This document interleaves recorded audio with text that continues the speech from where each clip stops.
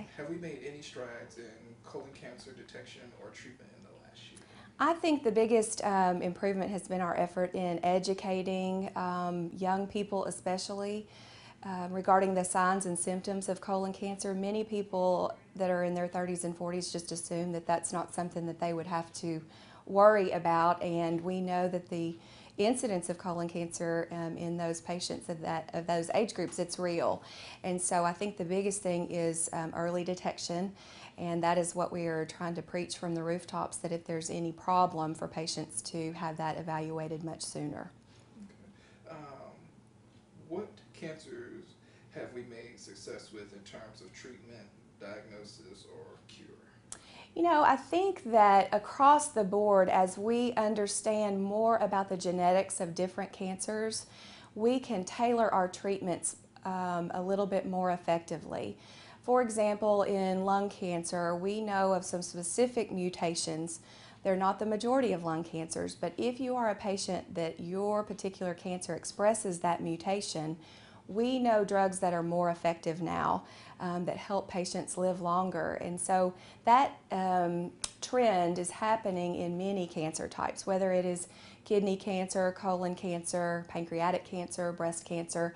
We are learning more about the specific tumors and what makes them tick. Okay. And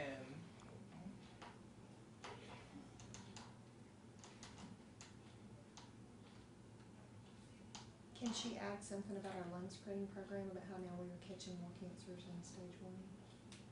Can you say something about that? Yeah. You can? At CARTI, we have instituted a lung cancer screening program. We're very excited about this. For years, our community of oncologists and researchers tried to prove that we could impact lung cancer detection by doing CT scanning. And it took us a while to prove that, but over the last few years, we've had data to support using low-dose CT scans in patients who have a pretty significant smoking history, but they don't have any symptoms. And so now we are able to do annual surveillance. We know in lung cancer, the earlier you find the cancer, that will directly translate into how well a person will do and hopefully cure. okay. Why are treatments typically so hard on patients' bodies? That's a great question. We want our drugs to be able to kill cancer cells, but cancer cells are just cells that divide fast, and that a lot of our targets know that and utilize that. Some of your body's own cells divide fast, including bone marrow, our GI tract, and so for us to effectively treat cancer, unfortunately, we still have to balance a dose that will kill cancer, but yet hopefully not cause permanent harm to the patient. The drawback is that many times patients are left with symptoms in the short term as the body recovers from the chemotherapy. How important is it to get good nutrition like boost, since some of them lose so much weight? Yes, it's a great question. So I think there are two aspects to the question about nutrition. First of all, from the perspective of a patient who is on treatment, chemotherapy. So we require a certain amount of energy just to function every day. We know that you are going to need more energy in terms of calories to recover from and heal from our treatments. Nutrition is critical.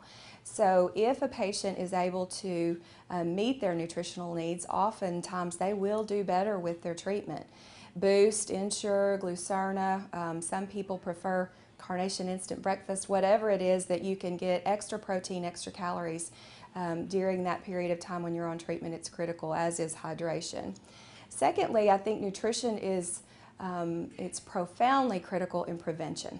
So my generation, we don't eat real well, and I think as we progress over the coming years, we are going to learn more about how distinctly nutrition will play a role in terms of cancer prevention and also allowing cancers to develop at earlier ages.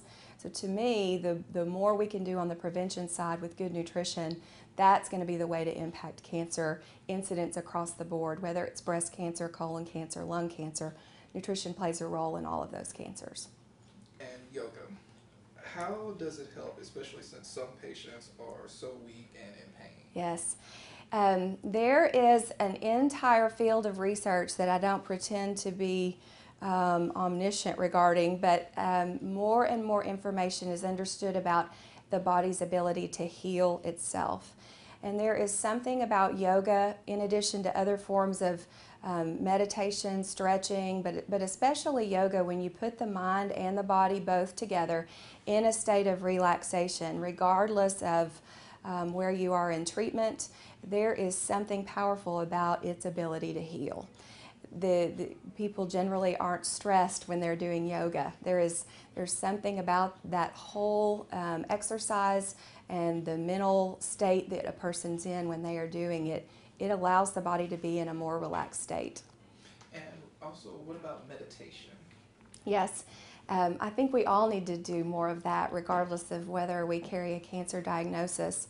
But I think it goes to the issue of the way that we lead these stressed out lives as if it is an award for all to see. We were not designed to live in a stressful state.